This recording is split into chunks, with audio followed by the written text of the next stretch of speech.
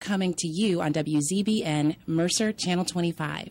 Joining me tonight is our guest and my friend, Andrea O'Neill, poet, writer, and founder of Cupid and Cleopatra.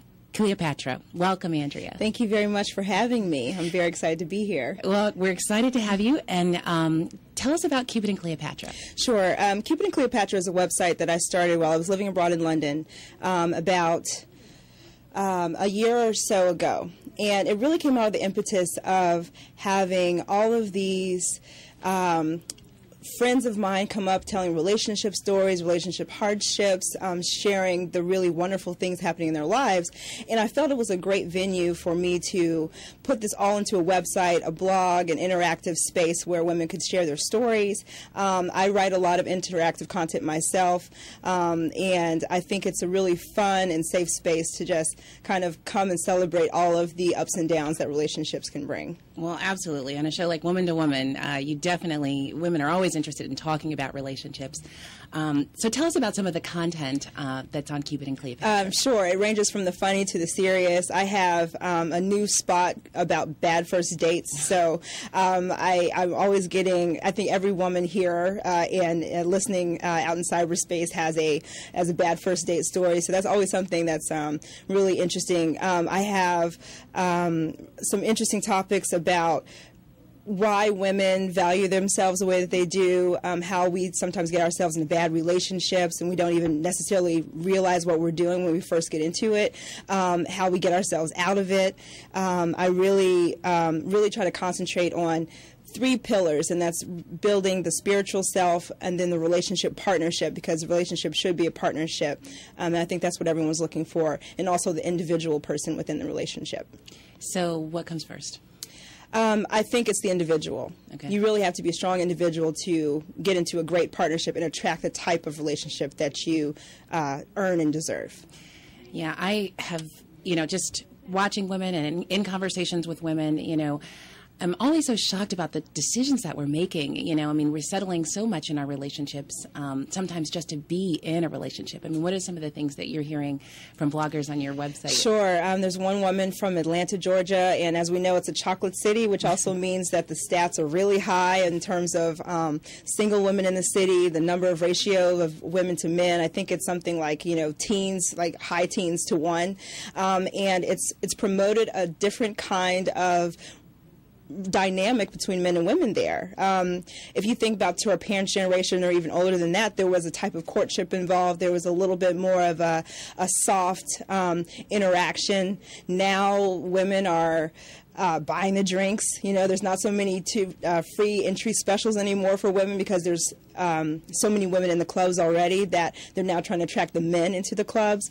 Men feel that they have a sense of entitlement where they don't have to work as hard to get the woman that they want. They just have to walk in. I had one guy on the site comment that he just walks into the mall and women are throwing their souls at him, whatever that means. Their souls at him. Oh, my goodness. So, and that begs the question, how have we gotten so far away from the communication? And I know there's all these stats about women not being able to find good men and where have all the good men gone. I think there was a Nightline special a couple weeks ago about, why can't a woman find a successful black man to be with? And I think that's all scare tactics, because if you're in the right mindset and you're putting out into the world what you want to get back and you're really working on yourself and kind of leaving the rest up to divine power, then I really think that the people who are supposed to be in your life can come into it.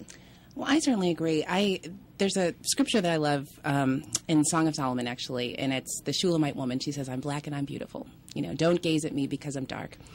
And what I love about that is that she's telling her onlookers how beautiful she is. She's not waiting to be told. And I think somewhere along the way, women forgot, so many women have forgotten, that they're beautiful, that they're perfectly and wonderfully made, and I think it's that self-care, that self-appreciation that a woman has for herself that then attracts others, you know, to her. I mean, I don't know. What do you think about that? I definitely think so. You know, we all have our sweatpants days and our ponytail days, but if you stay in that mindset for too long, then you start not really caring. And I definitely had the same kind of reaction. You know, living abroad, I went through a period of self-doubt. I was moving jobs. I was trying to really get my creative space in line, and I was juggling between, you know, staying in corporate America and doing what my family wanted me to do and doing what all these people expected me to do and really following my passion. And that caused a lot of sweatpants days. And what I noticed is the energy that I was giving off was bad energy. I was walking around, my hair was not well kept. You know, I would not really feel like putting on makeup on because I was like, what's the point? I'm just going to be out here by myself. And that what's the point attitude led me to be alone. So I think it's important, even on your worst days, try to look your best on the outside. And so that's what I've been trying to do. Like, if you see me fabulous with my tiara on out, that means that something's going on in my life, but I'm going to project queen to the rest of the community. So. You go, girl. Do what you got to do. Well, I love it. And I do believe that, you know, if you take care of yourself, then somebody will be interested in taking care of you also. So back to these bad first dates, you know, I think you can tell, you know, when you meet someone, you know, where that direction's going to go. And, you know, people try to holler from the street. You know, people holler across the street, hey, miss, hey, ma, psst. You know, I mean, I think it's also in what you respond to. It is. You know, and how you're approached. It is. So I think, you know, you should respond to lady and you should respond to wife. Anything else, you know, all this kitten cat, that don't work for me. And it shouldn't work for a lot of women that respect themselves and want a certain level of commitment and respect out of the relationship they're looking for.